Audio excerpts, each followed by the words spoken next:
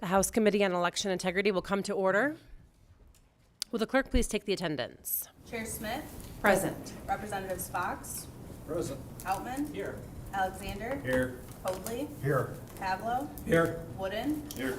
Colzar. Here. Song. Present. Madam Chair, you do have a quorum.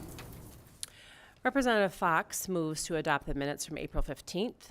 There being no objection, the motion prevails by unanimous consent. Today, the committee will be voting on House Bill 4136. And I will read the cards in. Robert Matthews, representing Congressional Sportsman Caucus, not wishing to speak, supports the bill. Shannon Abbott, not wishing to speak, supports the bill, representing Common Cause of Michigan. And we do have somebody that would like to speak, supports the bill. Pam Tobin, if you would like to come forward, you may do so when you're ready.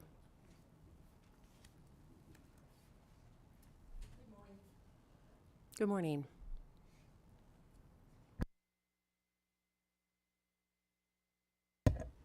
Can you hit the mic, ma'am, Oops, please? Thank there we you. go. Unfortunately, I'm kind of new to this. I am a gun owner, and I am all for expanding voting rights. Doggone it, let's do it wherever we can, which is why I'm here. I propose that you also extend these voting registrations to every healthcare clinic in Michigan, beginning with Planned Parenthood, which is a healthcare provider, by the way. I think Republicans should ignore abortions just like they do gun violence. I think it's all right. Now, if you have any questions for me, that's my view. I think this is a good bill, but it should include more people. Thank you. Thank you. Representative Fox moves to report House Bill 4136 with recommendation. The clerk will call the roll. On the motion to report, Chair Smith. Yes. Representatives Fox. Yes. Outman. Yes. Alexander. Yes. Hoadley. Yes. Pavlo. Yes. Wooden. Yes. Colzar. Yes. Song. Yes. Madam Chair, you have 9 yeas, 0 nays, and 0 pass. The motion does prevail. The bill is reported with recommendation. Today, the committee will be hearing testimony from Mr. John Droz, who will be speaking to the concerns relating to the auditing of elections in Michigan. Mr. Droz will be presenting via Zoom. Mr. Droz, please begin when you are ready. Can you hear me all right? We can Sorry. Can you hear me? we can hear you. Yes. Good.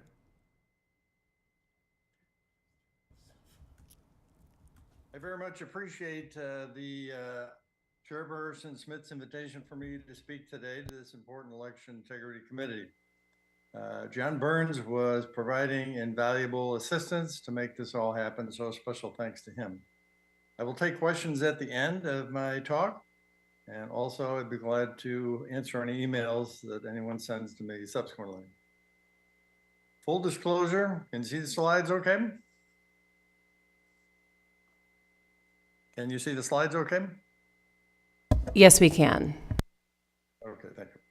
Full disclosure, this talk is similar to the one I gave at the world famous Chautauqua Institution in Western New York, which is a left-leaning community. The reception from the standing room only crowd was extremely positive. Hopefully you will feel the same today. We have election integrity when we have highly accurate election results. In other words, our ballot totals are the actual sum of all legally cast ballots and of only legally cast ballots. Election integrity is not a Republican or a Democrat issue. For example, I'm a political independent. We should all want election integrity, as without it, citizens are untethered from their representatives, which is an extremely dangerous situation. How do we know if we have election integrity? There's only one way: have meaningful post-election audits. What does that mean? Well, that's what my talk is about today. Election integrity seems simple enough, but there's quite a bit to it. Unfortunately, we've been deluged with a lot of misinformation from self-serving parties, and I'll talk about some of that shortly. Regretfully, this applies in spades to the election integrity issue. This is my plan of action for this morning. It's important to note that due to time constraints and an audience that includes regular citizens, I'm only doing a brief, minimally technical overview of what can become a very complex matter. Now, why was I asked to come here today to talk about election integrity? Good question. Briefly, the answer is that I'm a scientist, a physicist. About a week after the 2020 presidential election, I received a phone call from an attorney who I did not know. She said that she was a spokesperson for a group of attorneys investigating the 2020 election. She asked me whether I was interested in putting together a team of experts to analyze election data. I noted that she did not mention Trump or Biden in our conversation, and I appreciated that. I later figured out that she called me because of my popular free media balance newsletter. There are some 20,000 readers of this, and it's open to the public. By the way, over 1,000 of these readers are PhDs, an amazingly high percentage. Those are some of the experts this attorney wanted me to reach out to. I told the lawyer that I was interested, and I'd see if some of these experts were also. I went through my list of expert subscribers and called 5 people who had PhDs in relevant fields. Gratifyingly, all of them said yes, that they would donate time to this good cause for free. This is not a given, as all of these are very busy people. When the attorney called me back the next day, I told her that I now had a team whose skills covered multiple fields: cybersecurity, IT, statistics, physics, etc. We had one and only one objective: to help with assuring election integrity. She then sent me 4 gigabits of disorganized Pennsylvania election data and said, "Please do a report on anything that seems suspicious here."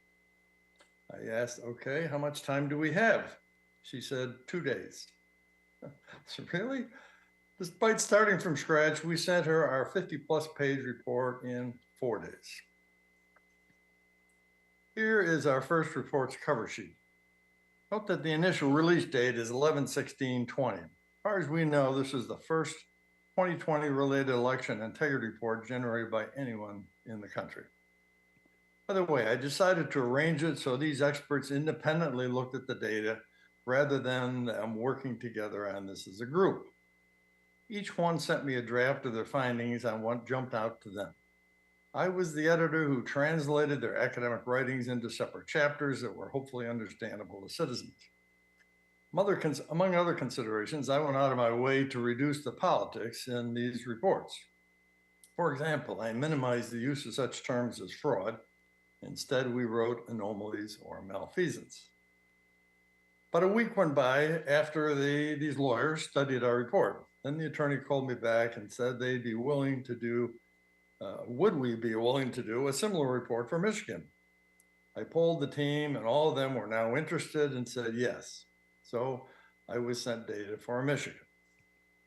Here's the Michigan report's table of contents. You can see that we followed the same format, although there were fewer pages.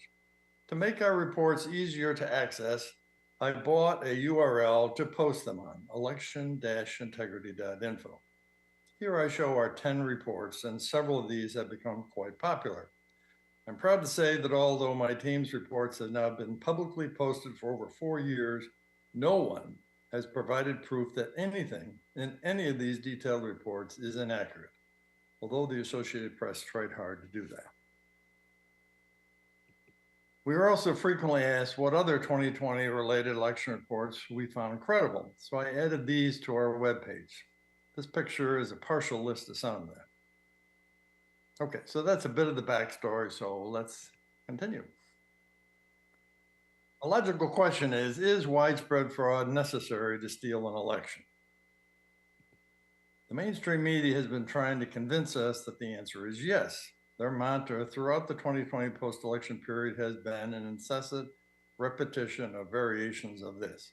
There is no proof of widespread election fraud, unquote. That statement, like a lot of what the media says, is premised on their knowledge that most citizens do not use critical thinking. I'm here with the hope that the members of this committee do not have this deficiency, and as user critical thinking, we're going to assess accuracy and appropriateness of that mainstream media message. To start, we need to be clear about our expectations. I said that election integrity means we have highly accurate elections. But what does highly accurate mean? I'm going to ask you, as critically thinking American citizens, what do you think? I was hoping to have a show of hands for these simple questions, but due to the fact that I can't see everyone's hands here, and we have a time constraint, I will just ask you to think about my questions and answer them to yourself. Number one, if we have 95% ballot accuracy, is that excellent, good, or poor? As you're thinking about this, the only wrong answer is not to have an opinion.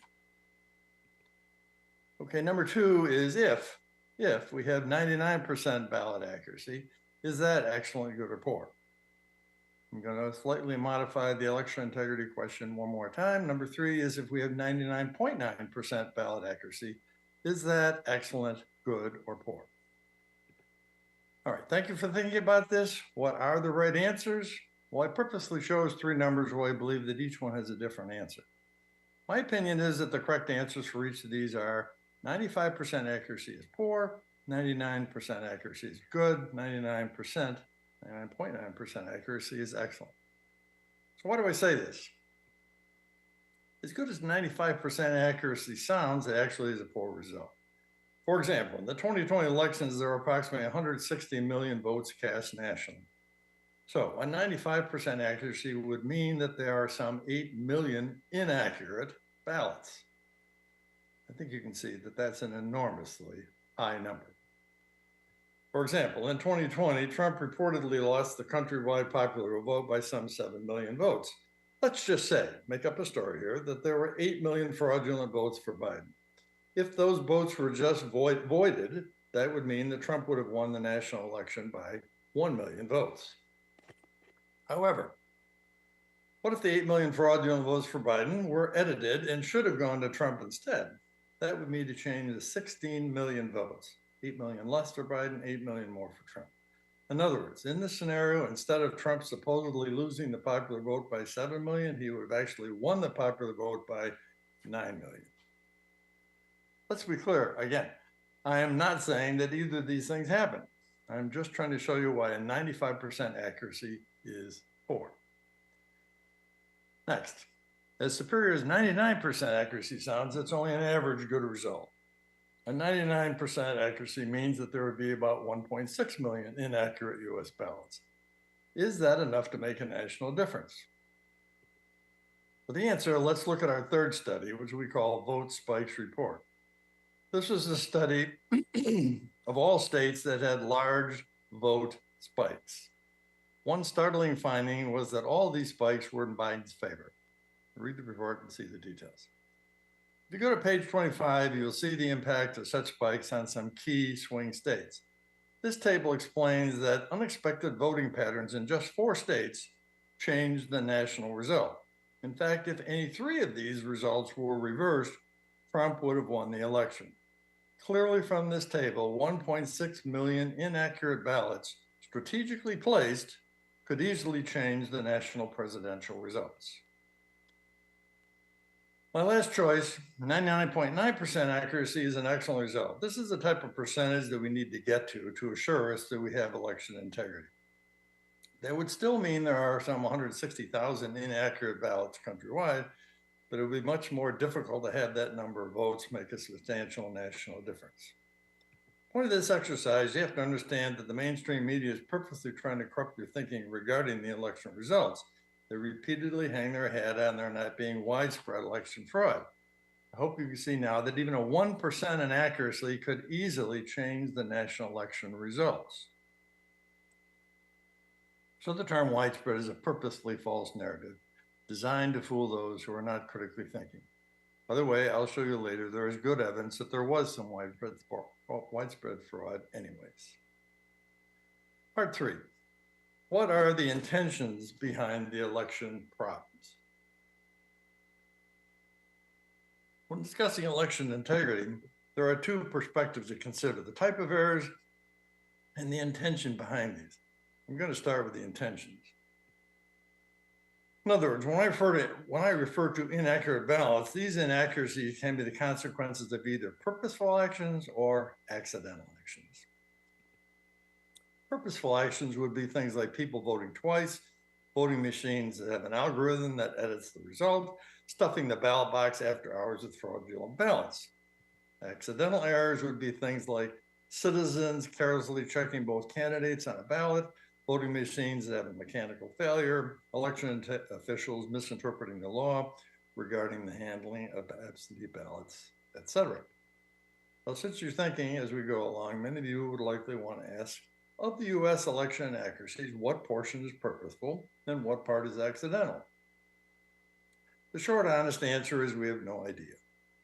The reason is that the only way to find out that answer would be to do several representative full forensic audits. This has not been done, as I'll explain in a minute. That said, I can say one thing with a high degree of certainty, that the purposeful actions would be focused on the swing states, and some of those were on the table I showed you earlier. Bad actors are not likely going to waste time in changing the votes in states where they're going to win anyways. Why increase the risk of getting caught when there is little to gain? My opinion is that in swing states, it is quite likely that there is a higher rate of ballot accuracies and that there's a higher percentage of these ballot accuracies are purposeful. Just an opinion. Part 4, what type of election problems are there? The takeaway here is that the inaccuracies, purposefully or accidental, almost always fall into one of three major problem categories: voter, machine, and process. An example of each one of these would be, did only legally eligible citizens vote and just once? Did the voting machine plus affiliated electronics accurately report all ballots received without any modifications? Did third parties illegally change or delete any legitimate ballots or add ballots? How do we know whether any of these happened? Again, the only way we can be sure is to do a forensic audit in each of these three potentially problematic areas: voters, machine, process.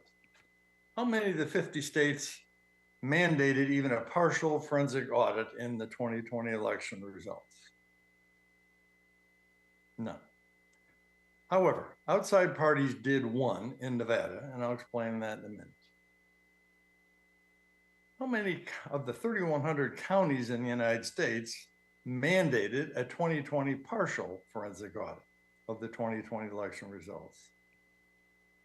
Again, none.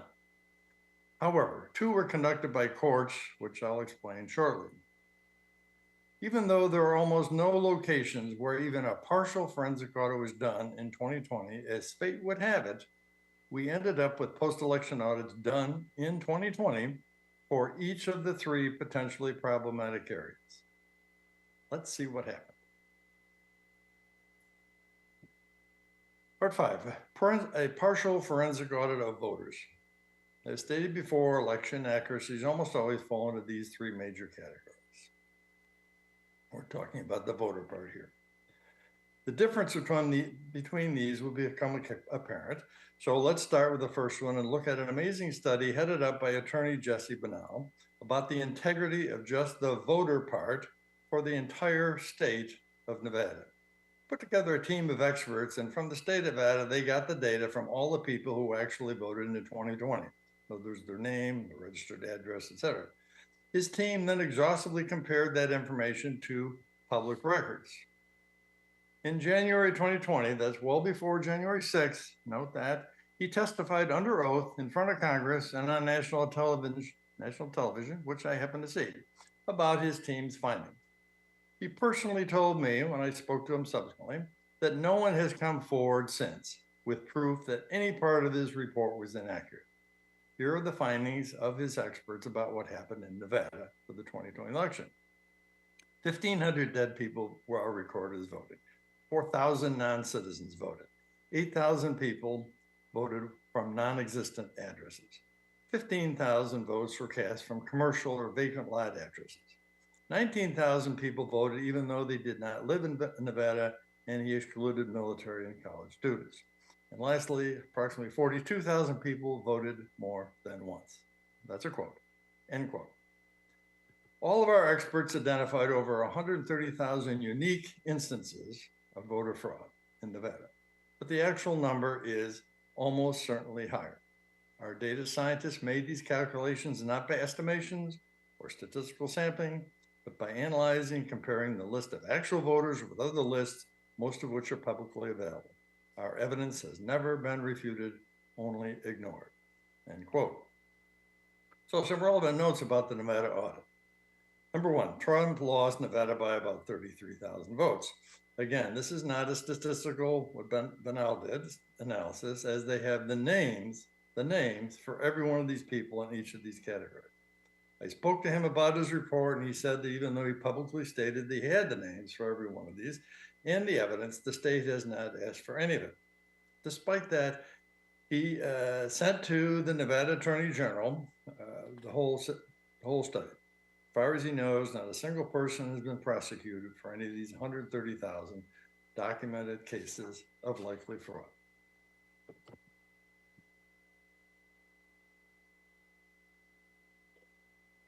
Note also that the 130,000 documented cases of apparent fraud translates to only a 90% vote inaccuracy, without even looking for problems with machine or process parts. As such, we are way off our desired level of 99% vote integrity in Nevada. So, in response to the media's repeated assertion there is no proof of widespread fraud, I already showed you earlier why widespread fraud is not necessary to change election results.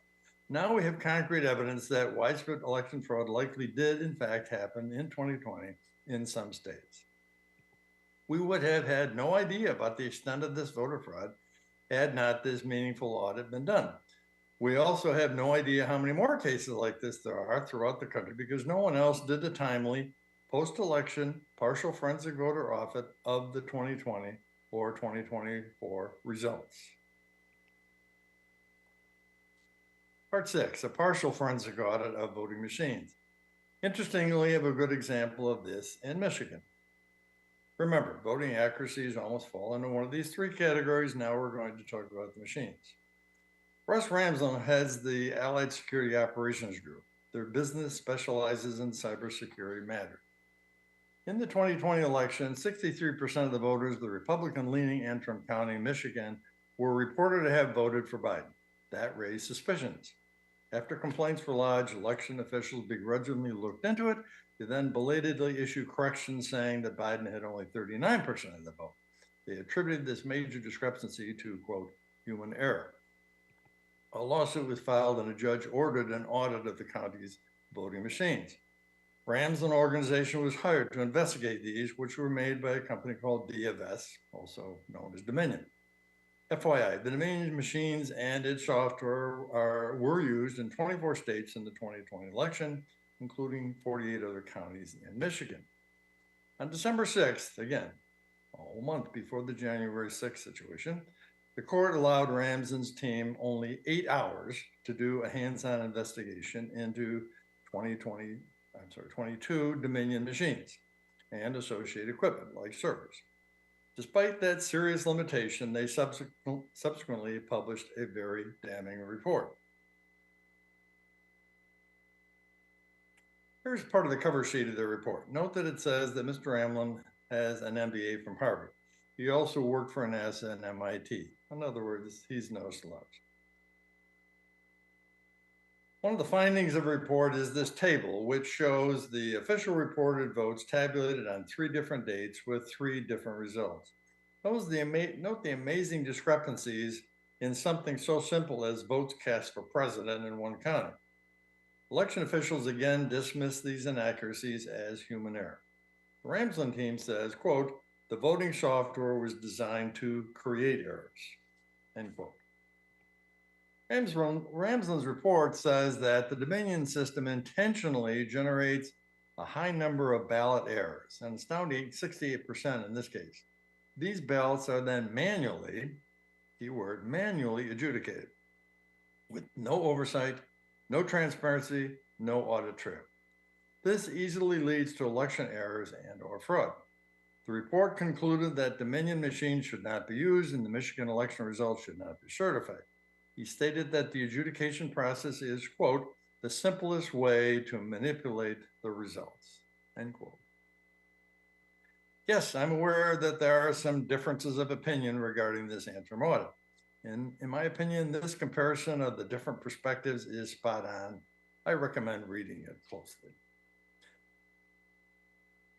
I happen to know Mr. Ramsden, and he is unquestionably a competent person.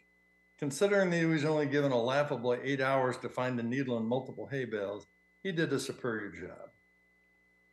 Bottom line here is that none of these machine issues would have been made public had there not been a lawsuit, a receptive judge, and a competent investigator. We have no idea how many more cases like this there are or were in the United States because no one else did a timely partial forensic audit of the 2020 or 2024 results. Part 7, a partial forensic audit of the election process. So what about the third major area of abuse, ballot processing? What happened in the 2020 federal House race in Central New York, where I'm originally from, should tell us all we need to know. Here's the last reminder. We're now on number 3.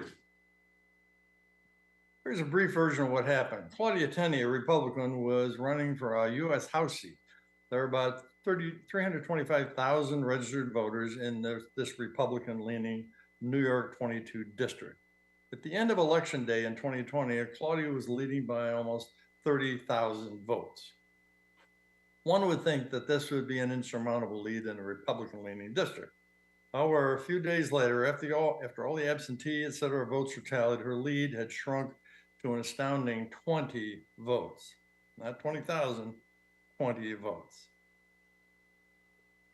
At that point, there was a lawsuit.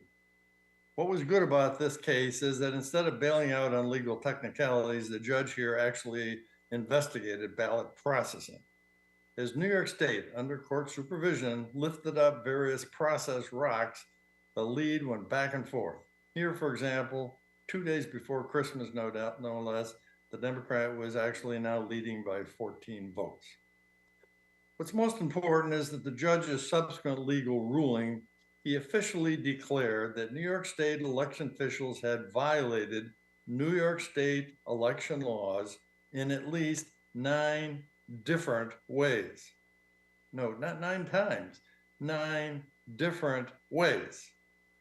Believe it or not, he was actually bending over not to embarrass the New York State election officials, because if you read his court documents, which I did, there were 25 different actions that New York State officials took or failed to take where he formally admonished them for being wrong.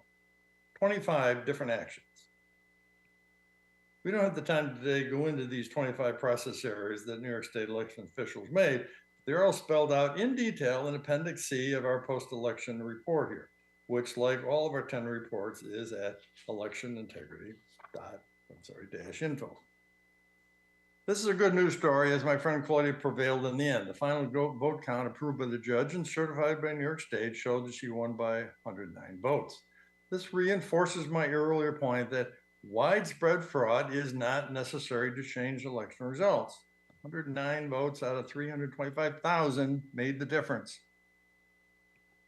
Once again, the bottom line here is that none of these process failings would have been made public had there not been a lawsuit and a receptive, competent judge. Unfortunately, we have no idea how many more cases there are like this throughout the United States, as no one else did a timely 2020 or 2024 partial forensic process audit. Okay, a bit about Michigan and risk-limited audits.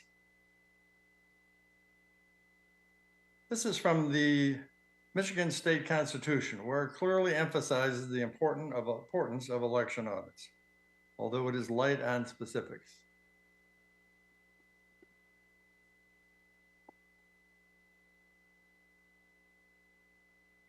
Technically,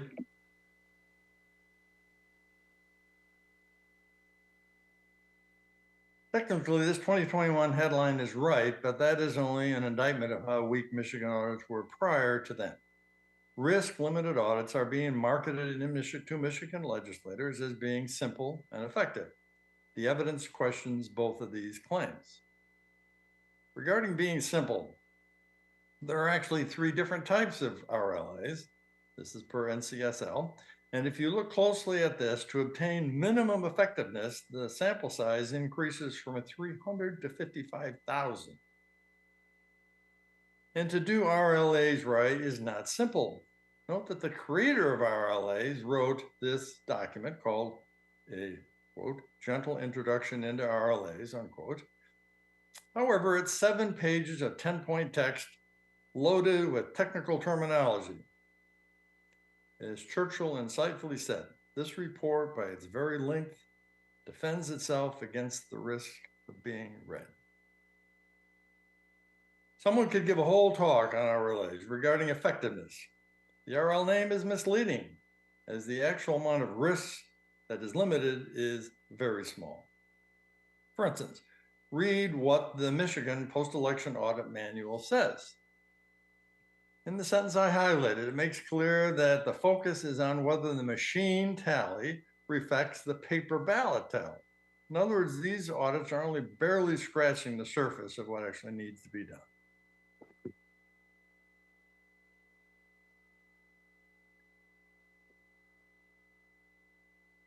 If you research RLAs, you will find that the view of most independent experts is what is expressed here. Quote, risk limited audits based on statistics are no substitute for the type of actual audits that jurisdictions should employ for all elections, unquote. As an overview, here are some of the limitations of RLAs. Number 1, it is basically only a double check of the math. 2, it can only be done with paper ballots. 3, it presumes 100% accurate chain of custody, which is frequently not the case. 4, there is no checking of voter legitimacy, 0. 5, there is minimal checking of machine changes, nothing like what was done in the Antrim report, for instance. Number 6, there is no checking of ballot process errors, 0. The key word in risk limited audits is, as it said, limited. As you like to know these days, a lot of things are not what they seem to be. Here's an analogy. Let's say you want maple syrup for a nice pancake breakfast. You buy groceries at Walmart, so you go to their site and search for maple syrup. Up comes Aunt Jemima, Log Cabin, Hungry Jack, Mrs. Butterworth, etc. Flying the ointment here is that none of these have even a drop of maple syrup in them, 0. How would you know you're dealing with imitation? Well, you could take the time to carefully read the technical label, like here, no maple syrup listed. Or you could try out the real thing. If you had a pancake with an imitation product and another with this, the difference would be stark. The real thing regarding elections is a partial forensic voter audit. Here's another way to look at the differences. Assuming that they are done correctly, the RLA is about 10% as effective, while the partial forensic voter audit, like Medell did, is about 40% effective. The whole point of inferior lookalikes is to appeal to people who don't care about quality. It's your call to decide the priority of election integrity in Michigan. After that, it will be clear whether Michigan citizens deserve a pseudo audit or the real thing. If the committee is interested, I can provide some additional details about improving your situation. Our final chapter, some election integrity conclusions. So here's some of the things we went over today. There were only three timely, meaningful 2020 audits of the 2020 election, and this is the overview of that. None of these were state mandated. Each happened in different states, Michigan, New York, Nevada. Each was done by different people. Each was done by looked at a different part of the process. 2 were court supervised. All 3 failed catastrophically. Using critical thinking, I hope the sample material I've shown makes it clear that this is a deceptive, inaccurate statement. As a minimum, here are 5 takeaways from my brief talk. Be a critical thinker. Be skeptical of mainstream media. Election errors fall into one of 3 categories: voter, machine, and process. The 2020 and likely the 2024 elections did not meet the standards of election integrity. And lastly, meaningful sample post-election audits are an essential part to assure election integrity. For more details on forensic audits, see our popular report, Post-Election Audits Verifying Election Integrity. Our recommendations report, a different one, has a wealth of information as to what we should be doing going forward. It lists 30 actions that states and/or the federal government need to take ASAP to assure election integrity in the future. Again, both of these documents are found on election-integrity.info. You can also sign up for my free newsletter, which comes out twice a month. It has less publicized articles, reports, and studies on topics from election integrity to education, energy. So it tells you what you won't usually see in mainstream media. Finally, I also publish a Substack column on critical thinking. These are my commentaries about such things like election matters. Here's an election integrity example about a proposed National Citizens Elections Bill of Rights. This would be a good idea for Michigan legislators to continue. So I'm going to end on this thought. It's up to you to do critical thinking about the societal challenges we have, including the dire state of affairs our election system is in. It's also up to this committee to start the ball rolling in the right direction regarding election integrity in Michigan. If you're casual about either, there is little doubt that the consequences will not be good for Michigan or America. Thank you for your attention. I hope this gives you a little more information on election integrity than you had before. I'll be glad to try to answer some questions. Chairperson Smith will be the MC as she is physically there and I am not. Wonderful. Well, thank you so much, Mr. Droz, for your presentation here today. I found it very insightful as a former clerk too. I'm very familiar with what we do here in Michigan with our risk limiting audits. I very much agree with you that that's not enough. I care deeply about the quality of our elections, and I like what you say that election integrity means highly accurate elections. It's very simple. So I would like to see us look into doing more thorough post-election audits, as you mentioned in this presentation. So thank you very much for that, and I just wanted to let you know we will be looking into that. Questions we've got here. Representative Fox has a question. Thank you very much, Madam Chair, and thank you very much, Mr. Droz. I appreciated your emphasis on critical thinking. Another word for that or idea for that is common sense. And it's something that I believe, need here in Michigan. I have two questions. The first is, do you think that our 2020 election was certifiable based upon all your research? I'm not an expert on what happened in Michigan, but from what I do know, that technically elections aren't really certifiable unless you have a high degree of confidence that they were accurate, and I don't believe that hardly any state had a high degree of confidence. So it depends on how you want to define what certifiable is.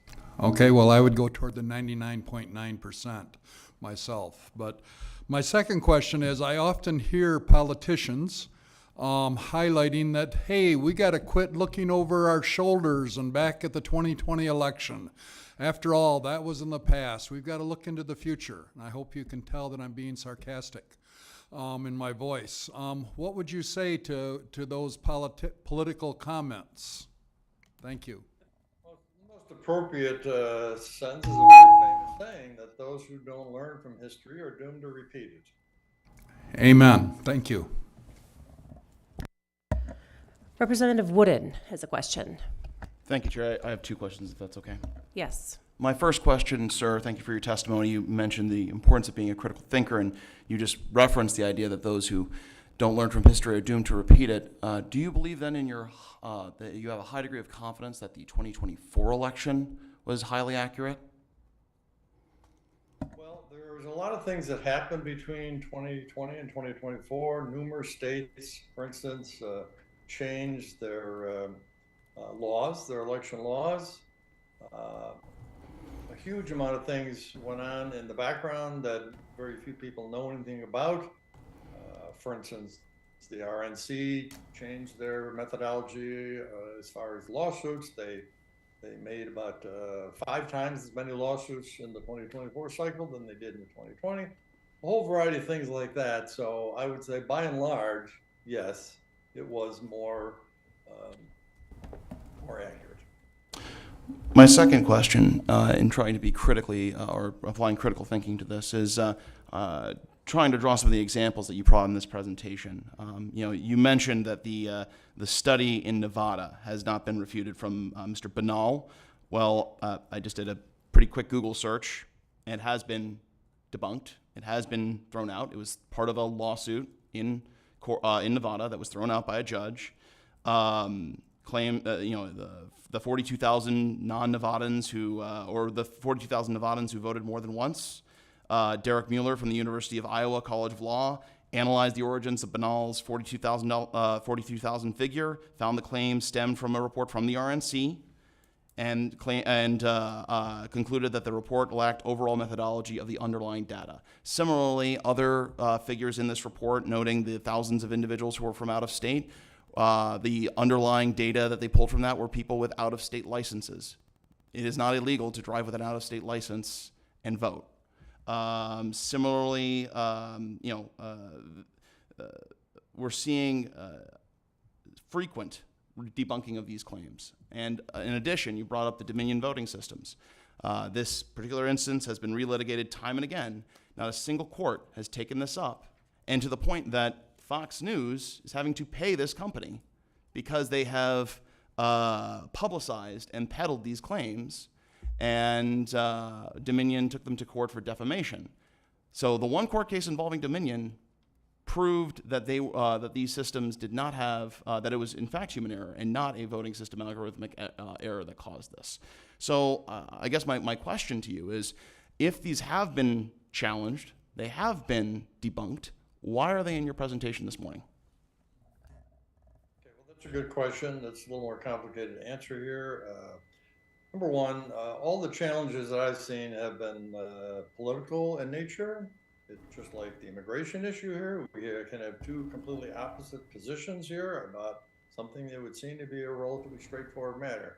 What we need to have is some objective third-party parties that look at these things from a non-political matter perspective. To my knowledge, that hasn't been done, so we continue to get into these political dogfights here, which is unfortunately not good for anybody. A law professor from the University of Iowa is not an independent source. Representative Wooden, please keep your your comments to a question, if you have one for Mr. Droz. That was my question. A University of Law professor is not, or a University of Iowa law professor is not considered a third-party analysis and a non-political one? I don't know anything about him personally, so I cannot comment on that. I'm sorry. Thank you. Representative Kolazar. Thank you, Madam Chair, and thank you for your testimony. I have one simple question because I've never gotten the same answer twice. How would you define a full forensic audit, and is that actually a real thing? Well, that is a good question. In our research, when we started this out, I got to know hundreds of people who were involved in this, and as sort of an interesting sidelight, I started asking them what their definition of a forensic audit was, and unfortunately, it is what you're implying, not a term that's well defined. If I asked 10 people, for instance, what a forensic audit would be, I'd probably get about 6 different answers.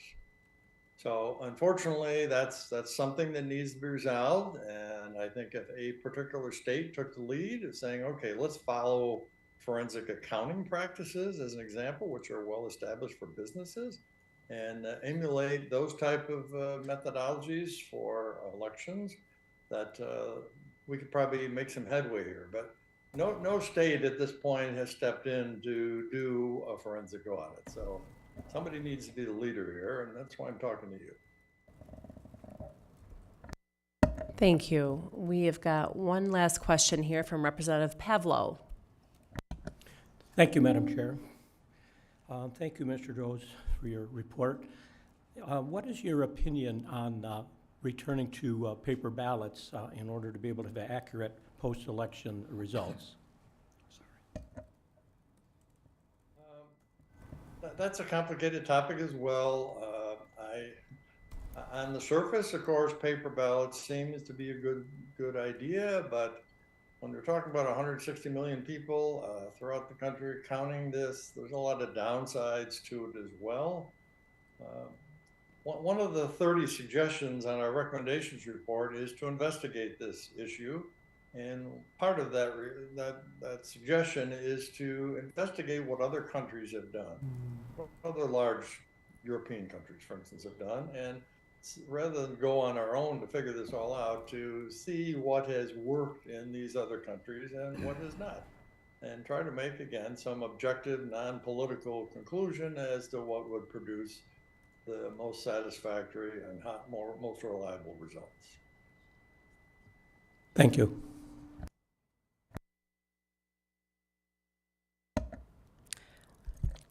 Thank you. Well, we appreciate your time today in this insightful presentation, Mr. Droz. And yeah, I don't think that there are any further questions before the committee.